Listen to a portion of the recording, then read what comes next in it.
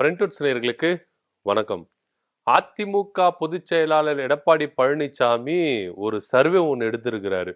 பொதுவா எல்லா கட்சிகளும் என்ன பண்ணுவாங்கன்னா, தனிப்பட்ட முறையில ஒரு சர்வே எடுப்பாங்க.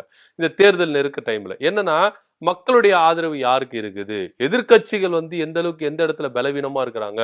எந்த இடத்துல வீக்கா இருந்து அவங்களுக்கு ஓட்டு எந்த அளவுக்கு அவங்களுக்கு கணிசமா இருக்கோ, எந்த அளவுக்கு அவங்களுக்கு வோட் பேங்க் சரிவா இருக்கும். இப்படின்றத கணிக்கிறதுக்காகவே ஒவ்வொரு ஏன்னா என்ன பண்ணுவாங்க, தனிப்பட்ட முறையில சர்வே எடுப்பாங்க. இப்போ உதாரணத்துக்கு திமுக பார்த்தீங்கன்னு வச்சுக்கங்களேன், ஒரு பெண் அமைப்பு மூலியமா என்ன பண்ணுவாங்க, ஒரு சர்வே எடுப்பாங்க. ஏன்னா அவங்களுக்கு தெரியணும். இப்ப எதிர்க்கட்சி எந்தெந்த இடத்துல இப்போ அதிமுக, பாஜக இந்த கட்சிகள்லாம் எந்தெந்த இடத்துல அவங்களுக்கு அதிகமான வோட் பேங்க் இருக்கு. அந்த இடத்துல நம்ம எப்படி என்ன மாரி யுக்திகள பயன்படுத்தி அங்க அவங்கள வீழ்த்தலாம் அப்படின்னு சொல்லிட்டு. அதே போல தன்னுடைய கூட்டணி கட்சிகளும் எந்தெந்த இடத்துல நின்னா அவங்களுக்கு வெற்றி வாய்ப்பு கிடைக்கும் அப்படின்றத திமுக அனலைஸ் பண்ணும். இப்ப விஜய்க்கு எடுத்துட்டீங்கன்னா ஆதவ அர்ஜுனா இருக்கு, வாய்ஸ் ஆஃப் காமன். அவர் என்ன பண்றாரு, அவரு ஒரு சர்வே எடுக்கிறாரு.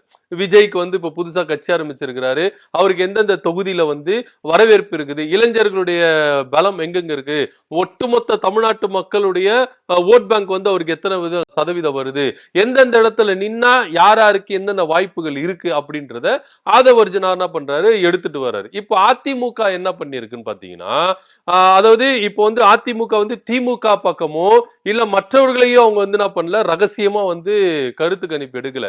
விஜய டார்கெட் பண்ணி எடுத்திருக்கிறாரு. என்னன்னா விஜய மக்கள் எந்த அளவுக்கு ஏத்துக்கிறாங்க, அவருக்கு எத்தனை சதவீதம் ஓட்டு இருக்கு, இந்த ரெண்டு விஷயத்தை மட்டும் வச்சு என்ன பண்ணிருக்காங்க, கருத்து கணிப்பு எடுத்திருக்கிறாங்க. இந்த கருத்து கணிப்பு யாரு நடத்துறா அப்படின்னு பாத்தீங்கன்னா, எடப்பாடி பழனிசாமியோட மகன் மிதுன். அவர் என்ன பண்ணிருக்கிறாரு, ஒரு பிரைவேட் செக்டார் மூலமா என்ன பண்ணிருக்கிறாரு, இந்த கருத்து கணிப்பு எடுத்திருக்கிறாரு. இந்த கருத்து கணிப்போட முடிவு நமக்கு ரகசியமா கிடைச்சிருக்கு, மிதுனுடைய ஃப்ரெண்ட்ஸ் வட்டாரங்கள் மூலமா. என்ன விஷயம் சொல்லுது இந்த கருத்து கணிப்பு அப்படின்னு பாத்தீங்கன்னா, இவங்க எடுக்கிறத கருத்து கணிப்பு பாத்தீங்கன்னா 3 மாசத்துக்கு ஒரு முறை எடுக்கிறாங்க. இப்ப ஏன்னா பொதுவா நீங்க எடுத்துட்டீங்கன்னா மக்களுடைய மனநிலம் பாத்தீங்கன்னா, ஓட்டு போடுறாங்க பாத்தியா, அந்த ஓட் பேங்க்குக்கு உள்ள போயிட்டு பேர் கூட நிறைய பேர் மனசு மாறும். இந்த கட்சிக்கு தான் நம்ம ஓட்டு போடணும் அப்படின்னு சொல்லிட்டு நினைச்சிட்டு வந்துட்டு இருப்பாங்க. உள்ள போனோடனே வேற கட்சிக்கு என்ன பண்ணுவாங்க, ஓட் போடுவாங்க. சோ மக்களுடைய மனநிலைமை பாத்தீங்கன்னா கடைசி நிமிடம் வரைக்கும் பாத்தீங்கன்னா நிலையானது இல்ல. யார் இருக்கனாலும் அவங்க என்ன பண்ணலாம், சப்போர்ட் பண்ணலாம். வெளியில இருக்கும் பொழுது இந்த கட்சிக்கு தான் நம்ம ஆதரவு அப்படின்னு சொல்லும் போது உள்ள போயிட்டு எப்படி வேணாலும் மாறலாம். சோ அதனால இதன் அடிப்படையில மிதுன் அவர்கள் என்ன பண்ணிருக்கிறாரு பாத்தீங்கன்னா, 3 மாசத்துக்கு ஒரு முறை அப்படின்றத இந்த கருத்து கணிப்பை என்ன பண்றாரு, எடுத்திருக்கிறாரு. இதுல முதற்கட்டமா எடுத்த கருத்து கணிப்பு என்ன சொல்லுதுன்னா, ரெண்டு கேள்விதான். விஜய்க்கு எந்த அளவுக்கு மக்கள் இடத்துல வரவேற்பு இருக்கு, எத்தனை பர்சன்டேஜ் அவருக்கு ஓட்டு வரும் அப்படின்ற விஷயத்தை என்ன பண்ணிருக்காங்க, கருத்து கணிப்பு எடுத்திருக்காங்க. இதோட முடிவு என்ன சொல்லுதுன்னு பாத்தீங்கன்னா, விஜய் ஒரு பெரிய தாக்கத்தை ஏற்படுத்துவாரா அப்படின்னா ஏற்படுத்த மாட்டாரு அப்படின்ற மாதிரி தான் கருத்து கணிப்பு இருக்கு. உதாரணத்துக்கு பாத்தீங்கன்னா, சீமான் அவர்கள் அரசியல்ல எந்த அளவுக்கு தாக்கத்தை ஏற்படுத்தினாரோ அதே ரேஞ்சு தான் இருக்குமே கண்டி ஒட்டுமொத்த அரசியலையும் மாற்றி அமைக்கிற ஒரு சக்தியா ஒரு வருவாரா அப்படின்னா அப்படி கிடையாது அப்படின்ற ஒரு விஷயத்த சொல்றாங்க. குறிப்பிட்டு எத்தனை பர்சன்டேஜ் ஓட்டு வாங்குவாரு அப்படின்னு பாத்தீங்கன்னா, அவங்க எடுத்த சர்வே படி பாத்தீங்கன்னா 8ல இருந்து 10% அவரு ஓட் பேங்க் வாங்குறதுக்கான வாய்ப்புகள் இருக்குது. ஆனா அதுலயும் சந்தேகத்துக்குரிய இடமா தான் இருக்குது. ஏன்னா கன்ஃபார்மா நான் பண்ணல, நிறைய பேர் வாக்கு செலுத்துவோம் செலுத்த மாட்டோம் அப்படின்னு சொல்லல. அவருடைய இளைஞர்கள் பட்டாளம் இதை வைத்து அவங்க சொல்றது பாத்தீங்கன்னா 8ல இருந்து 10%. சோ அப்ப வெற்றிக்கான வாய்ப்புகள் தமிழக வெற்றி கழகத்துக்கு இருக்குதா, குறிப்பா விஜய்க்கு இருக்குதா அப்படின்னு விசாரிக்கும் பொழுது அந்த கருத்து கணிப்பில் என்ன சொல்றாங்க பாத்தீங்கன்னா, நிச்சயமா பாத்தீங்கன்னா விஜய் அவர்களுக்கு வெற்றி வாய்ப்பு என்பது குறைவு. அதாவது தமிழக அரசியலே புரட்டி போடுறதுக்கு மாற்ற அளவுக்கு அவருக்கு வெற்றி வாய்ப்பு கிடைக்குன்னா நிச்சயமா கிடைக்கவே கிடைக்காது. சோ குறிப்பா விஜய் அவர்கள் வட மாவட்டத்துல ஏதோ ஒரு தொகுதியில நிக்கிறாருன்னா அவர் வெற்றி பெறுவதற்கான வாய்ப்புகள் அதிகமா இருக்கு. அட் சேம் டைம் திமுகவோ அதிமுகவோ பலம் வாய்ந்த ஒரு வேட்பாளரை விஜய்க்கு எதிராக நிற்பாட்டும் பொழுது அங்க விஜய் தோற்று போவார் அப்படின்றத ஆணித்தனமா சொல்றாங்க. அதே சமயம் கூட்டணி கட்சிகளுக்கு அந்த தொகுதியை விட்டு கொடுத்தா, இல்ல ஒரு வேட்பாளரை அவருடைய ஸ்ட்ரென்த் குறைவா இருக்கிற வேட்பாளரை நீங்க போட்டீங்கன்னா அங்க விஜய் வெற்றி பெறுவதற்கான வாய்ப்புகள் அதிகமா இருக்குது அப்படின்னு சொல்றாங்க. ஆனா ஒட்டுமொத்தத்துல விஜய் அவர்களுடைய கட்சி ஜெயிக்குமானா ஜெயிக்க மாட்டார். விஜய்க்கு மட்டும்தான் வாய்ப்பு இருக்குது. அதுவும் அந்த தொகுதியில திமுகவோ அதிமுகவோ தன்னுடைய யுக்திகளை பயன்படுத்தி வலுவான ஒரு நபரை போட்டாங்கன்னா அங்க விஜய் தோற்பார் அப்படின்ற தகவல் வந்திருக்கு. இந்த விவகாரம் பாத்தீங்கன்னா தமிழக அரசுல ரொம்ப பேசப்பட்டிருக்கு. இருக்கு. இன்னொரு விஷயத்தை ஏன் விஜய் அவர்களை மட்டும் எடப்பாடி பழனிசாமி குறித்து இந்த அளவுக்கு டேட்டா சேகரிக்கணும் அப்படின்னு பாத்தீங்கன்னா, லாஸ்ட் மினிட்ல எதுனாலும் நடக்குங்க. ஏன் அப்படின்னு பாத்தீங்கன்னா, விஜய் அவர்களை எப்படியாவது தன்னுடைய கூட்டணியில இணைக்கணும் அப்படின்ற ஒரு முனைப்புல தான் பாஜகவும் அதிமுகவும் தொடர்ந்து என்ன பண்றாங்க, செயல்பட்டு வராங்க. ஆனா இங்க தமிழக வெற்றி கழகம், ஆனா இங்க விஜய் அவர்கள் ரொம்ப பிஹேவ் பண்ணிக்கிறாரு.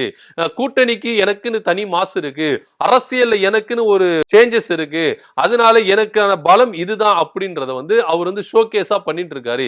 இத கண்டுகிட்டு அவருக்கான உண்மையான நிலைமை இதுதான் அப்படின்றத ஒரு புரிய வைக்கணும், அதுக்கேத்த மாதிரி நம்ம ஒரு பக்கம் இழுக்கணும் அப்படின்றதுக்காக தான் எடப்பாடி பழனிசாமி ரகசியமா ஒரு சர்வே எடுத்திருக்காரு. அந்த சர்வேயோட முடிவு இதுவா தான் இருக்குன்னு சொல்லிட்டு மிதுன் அவர்களுடைய நண்பர்கள் வட்டாரத்துல இருந்து நம்மளுக்கு தகவல் கசிஞ்சிருக்கு. என்னதான் இருந்தாலும் விஜய் அவர்கள் பெரிய தாக்கத்தை ஏற்படுத்துவாரு, திமுகவுக்கு டஃப் கொடுப்பாரு, அப்படி இப்படின்னு அரசல் புரசலா பேசப்பட்டது. ஆனா அது முழுக்க முழுக்க பொய் அப்படின்றத வந்து எடப்பாடி பழனிசாமி தன்னுடைய மகன் மூலமா மிதுன் மூலமா எடுத்த அந்த ரகசிய கருத்து கணிப்பு இது வந்து ஒரு விரைவான பதில சொல்லுது அப்படின்றத எடுத்துக்கணும்.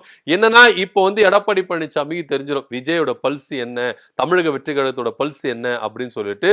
ஏன்னா தமிழக வெற்றி கழகம் வந்து விஜய் அவர்கள் தான் ஒரு பெரிய மாசா இருக்கிறாரு, தன்னுடைய மாவட்ட செயலாளர்களை யாரு அப்படின்றது தெரியவில்லை. இப்போதைக்கு அங்க அடையாளம் கொள்ளுகிற மாதிரி முகங்கள் இருக்குதுன்னா விஜய், பொதுச் செயலாளர்கள் அப்படின்றதா இருக்கிறாங்களே கண்டி, மற்றபடி வேற யாருமே இல்ல. குறிப்பா வந்து பாத்தீங்கன்னா பொதுச் செயலாளர் புசி ஆனந்தே வின் பண்ணுவாரா அப்படின்ற ஒரு சந்தேகத்துல இருக்கு. விஜய்க்கு மட்டும் தான் ஜெயிக்கிறதுக்கான வாய்ப்பு இருக்கு. ஆனா அதையும் திமுக வந்து அதிமுகவும் திமுகவும் முறியெடுக்கிறதுக்கு தேவையான ஒரு மெனக்கெடுகளை எடுப்பாங்க அப்படின்றத சொல்லு. சோ டோட்டலா வந்து வாஷ் அவுட் பண்ணணும், தமிழக வெற்றி கழகத்தை வாஷ் அவுட் பண்ணணும் அப்படின்ற ஒரு எண்ணத்துலதான் திமுகவும் இறங்கி இருக்கிறாங்க. சோ இந்த சர்வே முடிவு எடப்பாடி பழனிசாமிக்கு அவருக்கு கை கொடுக்குதோ இல்லையோ, திமுகவுக்கு ரொம்பவே கை கொடுக்குது அப்படின்னு தான் நிறைய பேர் பேசிக்கிறாங்க. பொறுத்திருந்து பார்க்கலாம். அரசியல் களத்துல யார் வேணா எப்படி வேணாலாம். சோ இப்ப அடுத்த 3 மாசத்துக்கு எடுக்க போற கருத்து கணிப்புல வேற மாதிரி ரிசல்ட் கூட வரதுக்கு வாய்ப்பு இருக்கு. அதுல விஜய் அவர்கள் ஜெயிக்கிறதுக்கான வாய்ப்புகள் இருக்கும், தமிழக வெற்றி கழகத்துக்கு ஜெயிக்கிறதுக்கான வாய்ப்புகள் இருக்கும் அப்படின்னு பேசப்படுது. என்னதான் இருந்தாலும் இந்த கருத்து கணிப்பு அப்படின்றது வந்து ஒரு டெம்பரவரி ஒரு சொல்யூஷன் தான் கண்டி, நிரந்தர சொல்யூஷன். இந்த கருத்து கணிப்பு படிதான் நடக்கும் அப்படின்றது யாருமே எழுதி வச்சதுல இல்ல.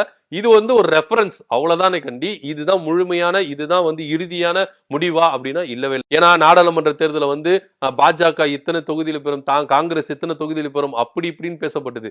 குறிப்பா வந்து பாத்தீங்கன்னா 400க்கு 400 அப்படின்றத பாஜக முன் வச்சாங்க. 400க்கு 400 இல்ல 500 600 எல்லாம் போயிரும் அப்படி இப்படி எல்லாம் சொல்லி பேசப்பட்டது. கடைசியில வந்து பாத்தீங்கன்னா 200 சில்லற எதிர்த்து அங்க வந்து பாத்தீங்கன்னா தொங்கு நாடாளுமன்றம் தான் இருக்கிற ஒரு நிலைமையில இருக்குது. சோ அதனால வந்து கருத்து கணிப்பு அப்படின்றது வந்து பாத்தீங்கன்னா யாருமே வந்து பெருசா வந்து எடுத்துக்கிட்டு இதுதான் அப்படின்றது நிரந்தரம் இல்ல. இதுக்கு அந்த கருத்து கணிப்பு முறியடிக்கிற அளவுக்கு கூட மக்கள் வந்து யோசிப்பாங்க. அதுக்கான தீர்ப்புகள் வந்து வேற விதமா வரும்ன்றதுதான் நிதர்சனம் உண்மையா இருக்கு. எடப்பாடி பழனிசாமி விஜயை குறித்து ரகசியமா எடுத்த கருத்து கணிப்புல விஜய் அவர்களுக்கு ஜெயிக்கிற வாய்ப்பு இல்ல, தமிழக வெற்றி கழகத்துக்கும் ஜெயிக்கிற வாய்ப்பு இல்ல, தமிழக வெற்றி கழகத்தினால அரசியல் ஒரு பெரிய மாற்றம் நடக்காது அப்படின்றது தெள்ள தெளிவா தெரியுது. இதை பத்தி உங்களோட கருத்து என்ன அப்படின்றத கீழே கமெண்ட் பண்ணுங்க. நன்றி, வணக்கம்.